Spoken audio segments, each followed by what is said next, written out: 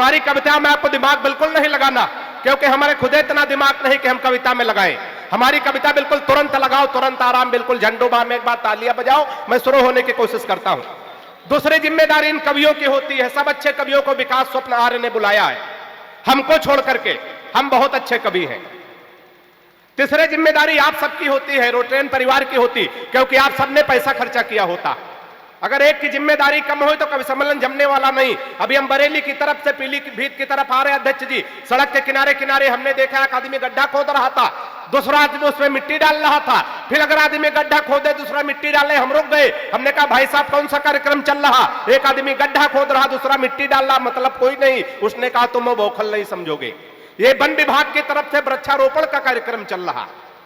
इसमें 3 तालियां तैयार रखिएगा और सही जगह प्रयोग करिएगा। इसमें 3 लोगों की जिम्मेदारी थी, एक आदमी गड्ढा खोदेगा, दूसरा पेड़ रखेगा, तीसरा मिट्टी डालेगा। अध्यक्ष जी, जो पेड़ रखने वाला है छुट्टी पर है, हम लोग अपना काम कर रहे हैं, तो तालियां बजा दो, आप पेड़ रखने वाले हो। अगर आप छुट्टी पे चले गए तो हम गड्ढा खोदेंगे, ये मिट्टी डालेंगे, वृक्षारोपण होने वाला नहीं। जब मां की वंदना वेद ऋचा माथुर कर रही थी, मुनव्वर राणा जो देश दुनिया के बड़े शायर हुए, उन्होंने मां के लिए 2 पंक्तियां लिखी। अगर मां के प्रति आपके हृदय में सम्मान हो तो इस पांडाल को तालियों से गुंजायमान कर देना।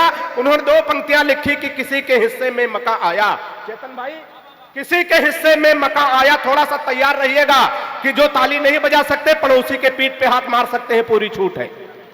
किसी के हिस्से में मका, हमारी बहनें भी बैठी हैं, ये जो मोबाइल चला रहे हैं आप सभी निवेदन है थोड़ा जुड़ने की कोशिश करिएगा। किसी के हिस्से में मका आया तो किसी के हिस्से में दुका आई, किसी के हिस्से में मका आया तो किसी के हिस्से में दुका आई। मैं घर में सबसे छोटा था, मेरे हिस्से में मां आई। और तालियां अभी भी आपके कमजोर है। 4 पंक्तियां उस मां के सम्मान में मुझे फिर याद आती हैं कि हमारे कुछ गुनाहों की सजाएं साथ चलती हैं, हमारे कुछ गुनाहों की सजाएं साथ चलती हैं।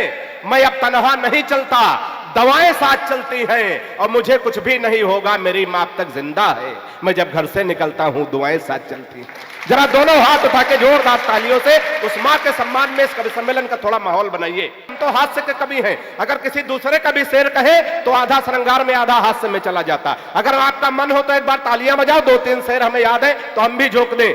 हम तो उनकी तिरछी निगाहों पे मर मिटे, थोड़ा समझ दीजिएगा, हम तो उनकी तिरछी निगाहों पे मर मिटे, बाद में पता चला वो तिरछा ही देखती हैं।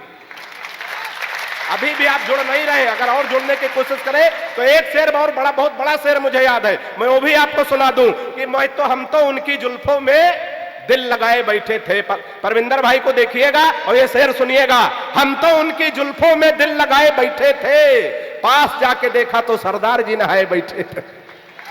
और जिसने मेरा निकाह पढ़ाया परी के साथ, जिसने मेरा निकाह पढ़ाया परी के साथ, बेगम हुई फरार उसी मौलवी के साथ।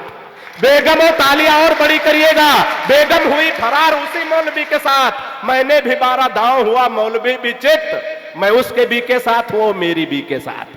आइए, हंसने हंसाने के लिए मुझे मंगाया गया, इन कवियों को मंगाया गया। पहले कवि के रूप में हास्य के बहुत मजबूत और टिकाऊ कवि, छोटे कद के बड़े कवि जिनका नाम होता है चेतन चर्चित, मुंबई से हमारे बीच में आते हैं। तमाम चैनलों से आपने उन्हें देखा सुना होगा। अभी जब आ रहे थे पीलीभीत में उतरे बस अड्डे पे तो देखा सरदार जी एक सुंदर सी महिला घूम रही थी, ये चारों तरफ से आदमी उसको घूम घूम कर देखने लगा। तब तक उस महिला का पति आया, इनको डांटा, बोले बेवकूफ कहीं के, तुमने कभी महिला नहीं देखी? अब चेतन चर्चित हास्य का कवि बोला भाई साहब महिला देखी, लेकिन इतनी सुंदर महिला पहली बार देख रहा हूं। उसने फिर डांटा, बोले इतनी सुंदर सुंदर महिलाएं हमारे प्रदेश में, हमारे देश में है, पीलीभीत में, तुम पहली बार सुंदर महिला देख रहे हो? चेतन चर्चित ने कहा भाई साहब हमने सुंदर महिला देखी, उससे भी सुंदर महिला देखी, लेकिन ये जो साड़ी पहने हैं इसके साड़ी पे जो छोटे छोटे हवाई जहाज छपे, इतने हवाई जहाज छपी साड़ी पहली बार देख रहा हूं। उसने फिर इनको डांटा, बोले जब कंपनी साड़ी बनाती तो हजारों लाखों के तादाद में बनाती, तुम पहली बार हवाई जहाज छाप वाली साड़ी देख रहे हो? इसने कहा भाई साहब हमने सुंदर महिला देखी, सुंदर साड़ी में सुंदर सजी धजी महिला देखी, साड़ी पे तमाम छोटे छोटे छपे हवाई जहाज देखे। लेकिन परविंदर भाई आश्चर्य की बात तो यह है कि एक बार में एक हवाई अड्डे पर इतने हवाई जहाज उतर जाए, इतना बड़ा हवाई अड्डा पहली बार देख रहा हूं।